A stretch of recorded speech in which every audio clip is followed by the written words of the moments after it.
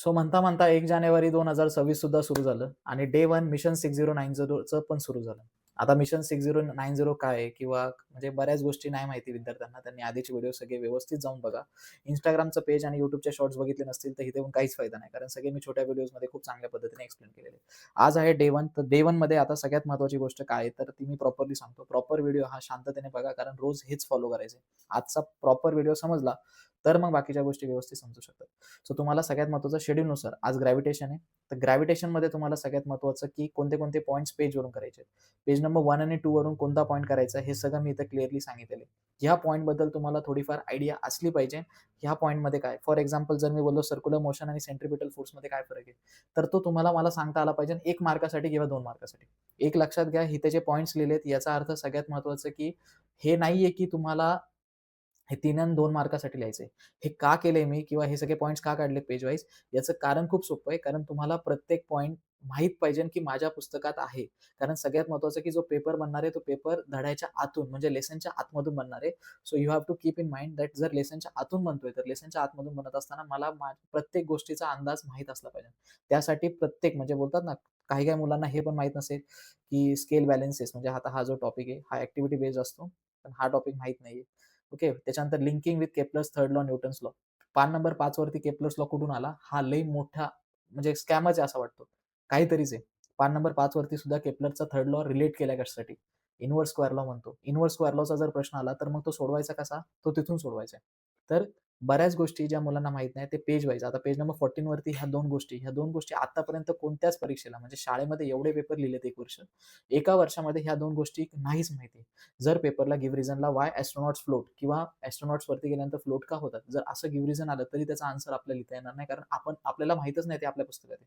तुम्ही बोलतात आपल्याला धडाधडमध्ये एस्ट्रोनॉट कुठे होता? एस्ट्रोनॉट होता पण तू बघितला नाहीये. सो सगळ्यात महत्त्वाचं हे जे पॉइंट्स आहे हे एकदम टप्प्याटप्प्याने व्यवस्थित समजून घ्यायचे. पण आता सगळ्यात महत्त्वाचं आहे, दादा हे सगळं करत बसलं तर याच्यात 1 दिवस जाणार आहे. तर म्हणून हे सगळे पॉइंट्स आत्ता बघायचे नाही. फक्त तुम्हाला हे अॅनलाईज करायचे, की किती पॉइंट्स आहे, कोणते-कोणते पॉइंट्स मला त्या धड्यात आहे. हे पाठ करायला सुरुवात नाही करायची. ही चुकीची गोष्ट करू नका. पहिलंच सांगतोय म्हणून व्हिडिओ प्रॉपरली बघत जा. कारण मुलं स्किप करून बघतात आणि मग चुकीच्या इन्फॉर्मेशन सोबत चुकीच्या गोष्टी करतात. तर व्हिडिओ स्किप नाही करायचा फास्ट करून बघा वाटलंच तर. तर हे जे पॉइंट्स आहे हे तुम्हाला अॅनलाईज करण्यासाठी, की माझे एवढे-एवढे पॉइंट्स ॲट द लास्ट झोपताना ह्या सगळ्या पॉइंट्सचं आन्सर माझ्याकडे असलं पाहिजे. ओके. आता इथे बघा टायडल फोर्सेस बाय मून. आता टायडल फोर्सेस बाय मून हे तर नाहीच माहिती कोणाला. बरोबर की नाही? ती भरती ओटी समुद्रामध्ये येते ते पहिल्याच धड्यात आहे आन्सर. पण भरती ओटीचं आपल्याला काही घेणं-देणं नाहीये. कारण आपण केलं काय Kepler's law, Newton's law, formula हे सगळं केलं. विषय संपला. मास वेटचा डिफरन्स, स्मॉल जी व्हेरिएशन म्हणजे आपला धडा संपला असं नाहीये. खूप बारीक गोष्टी ज्या आपल्याला त्यातल्या अजून माहीत नाहीये. ओके. सो बऱ्यापैकी गोष्टींवरती फोकस आणि त्यानंतर एकदा हे सगळे पॉइंट्स पाहून झाले ना तुमच्या टेक्स्टबुकमध्ये, की हे सगळे पॉइंट्स पाहून झाल्यानंतर इथे असं टिक करायचं एक-एक. आल्यानंतर काय करायचं म्हणजे सगळ्यात महत्त्वाचं की इथे टिक करायचं असं. एक-एक गोष्ट टिक झाल्यानंतर ही गोष्ट खूप महत्त्वाची आहे, हीच फॉलो करायची. आता ही गोष्ट काय नीट बघा.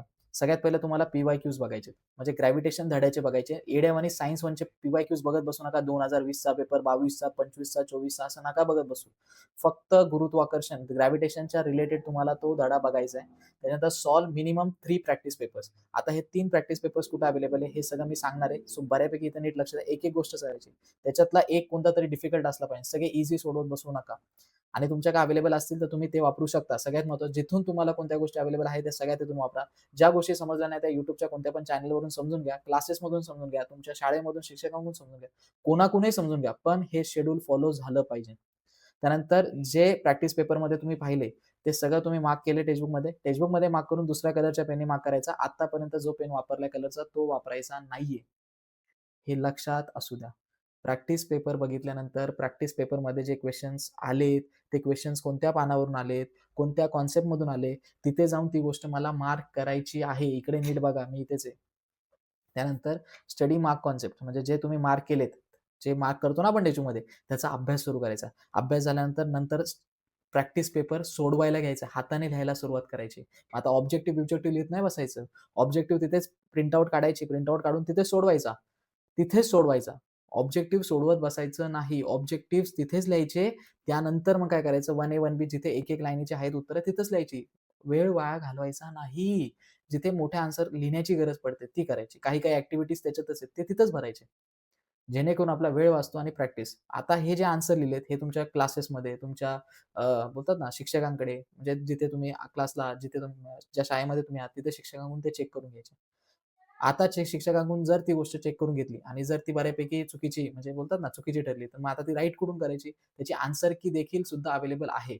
तर आन्सर की सुद्धा अवेलेबल म्हणजे मी केलेली आहे आणि ती आहे वेबसाईटवरती. मी दाखवणार आहे. त्यासाठी थोडं बोलतात ना थांबावं लागेल म्हणजे ऐकावं लागेल बऱ्यापैकी. ओके. सो प्रॅक्टिस पेपर त्यानंतर मग शेवटी आपल्याला काय करायचं एम-सी-क्यू टेस्ट द्यायचे. ओके. तर आता मी तुम्हाला काय करतो हे हे शेड्यूल आहे. हे सगळं आपल्याला टिक करायचंय.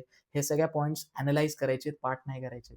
परत एकदा सांगतो हे सगळे पॉइंट्स अॅनलाईज करायचे पाठ नाही करायचे आहेत. सो पाठ नाही करायचे मग काय करायचंय? मग काय करायचंय ते बघा आता व्यवस्थित. आता हे सगळे जे खाली मी पेपर्स दिलेत, हे कुठे भेटणार आहे? हे तुम्हाला वेबसाईटवरती भेटणार आहे. एकदा तुम्ही आपलाक्लास.in आले. या वेबसाईटवर कसं यायचं? हा व्हिडिओ मी आधी टाकलेला आहे. सो तो पहिला बघा, की आपल्या क्लासच्या वेबसाईटवरती कसं यायचं.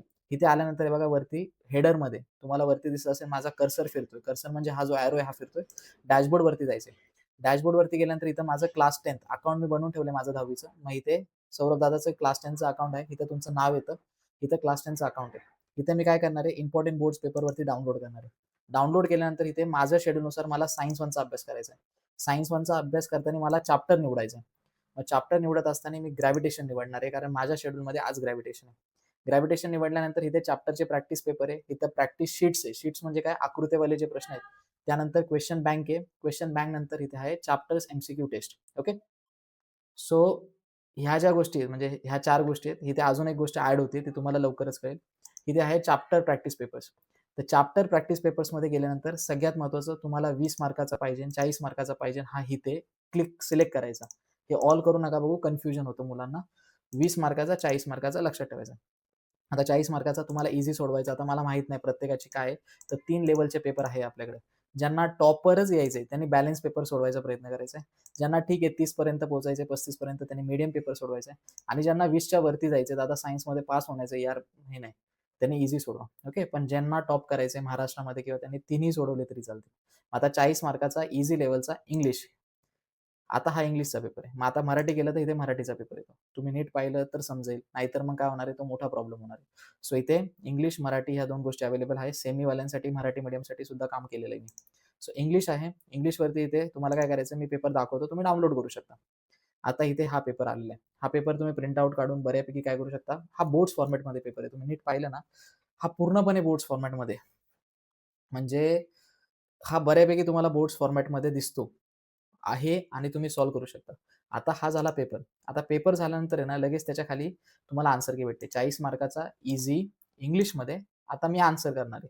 सो आन्सर की इथे मी बघणार आहे. तर इथे आन्सर की माझी रेडी आहे का? हो, रेडी आहे. तुम्ही जर नीट पाहिलं तर पॉइंट वाईज आहे. 2 मार्काला सगळ्यात महत्त्वाचं की आन्सर की सगळ्या प्रॉपरली रेडी करून दिलेल्या आहेत त्यांनी. हे लक्षात असू द्या. ते एम-सी-क्यूचं आहे म्हणून मी हे नाही करत. हे एम-सी-क्यूचे आन्सर्स आहे. खाली आल्यानंतर तुम्हाला मोठ्या प्रश्नांचे आन्सर्स भेटून जातील. ओके. सायंटिफिक रिझन्स आहे बघा 4 पॉइंट आहे. The value of g is different at different places. आता हे झालं इंग्लिशसाठी म्हणजे जे इंग्लिशमध्ये पेपर लिहितात आहे. आता विषय काय तर मराठीमध्ये सुद्धा याचा विषय आहे. मराठीवाले पण पेपर मी दाखवतो. कारण मुलं बोलतात मराठीसाठी तू काही करतच नाही. गेल्या वर्षी तर त्याच्यावरतीच होतं. हा मराठीचा पेपर आहे. आता मराठीची पण आन्सर की आहे का? हो आहे. मराठीची देखील आपल्याकडे आन्सर की आहे. सो मराठीवरती क्लिक करायचं ईझी 40 मार्क. ओके. आणि मग आन्सर की बघायची. इथे जर तुम्ही चुकलात तर मग गडबड होणार आहे. सो ती गडबड होऊन द्यायची नाहीये. सो इथे मराठीची देखील आन्सर की अवेलेबल आहे. जी तुम्हाला स्क्रीनवरती प्रॉपरली दिसते. आता हे मागे जातो मी. आता डाउनलोड कसं करायचं? तर इथे एरो आहे साइडला. तुम्हाला दिसतात की नाही माहीत नाही. राइट साइडला बघा स्क्रीनच्या एरो आहे. आता ह्या एरोवरती तुम्ही क्लिक केलं तर तुम्हाला तो पेपर डाउनलोड करून भेटतो. फॉर एक्झाम्पल मी त्या एरोवरती क्लिक केलं तर माझा पेपर डाउनलोड झालेला आहे. इथे मी तुम्हाला नवीन टॅबमध्ये हा पेपर दाखवतो. सो पेपर डाउनलोड झालाय. सो अशा प्रकारे तुम्ही बऱ्यापैकी सगळ्या गोष्टींची म्हणजे सगळ्या गोष्टी प्रॅक्टिस करू शकतात. आता ज्यांना खूप लोड वाटतोय त्यांनी 20 मार्काचे प्रॅक्टिस पेपर सोडवा. ज्यांना नाही दादा करायचंच आहे मला त्यांनी 40 मार्कावरती जावा ना. ओके. आता हे झालं. आता ह्यानंतर काय करायचं हे तुम्ही प्रॅक्टिस पेपर सोडवणार, आन्सर की बघणार. त्याच्यानंतर तुम्हाला आता खाली आल्यानंतर इथे चॅप्टरची एम-सी-क्यू टेस्ट द्यायची. जिथे आपण प्रॅक्टिस पेपर्स बघायला गेलो तिथे एम-सी-क्यू टेस्ट द्यायची. तर एम-सी-क्यू टेस्टमध्ये आता तुम्ही सगळ्यात महत्त्वाचं तुमच्यानुसार लेव्हलनुसार सोडवा. सोडवलं चांगलीच गोष्ट आहे. भविष्यामध्ये तुम्हाला कामीच येणार आहे जे म्हणजे हे करतात ते. सो मी आता नवीन लगेच टेस्ट चालू होते आणि सबमिट टेस्ट होते म्हणजे तुम्हाला सबमिट टेस्ट करायचे. एकूण 30 प्रश्न आहेत. सो डायरेक्टली तुम्हाला टेस्ट चालू करता येते.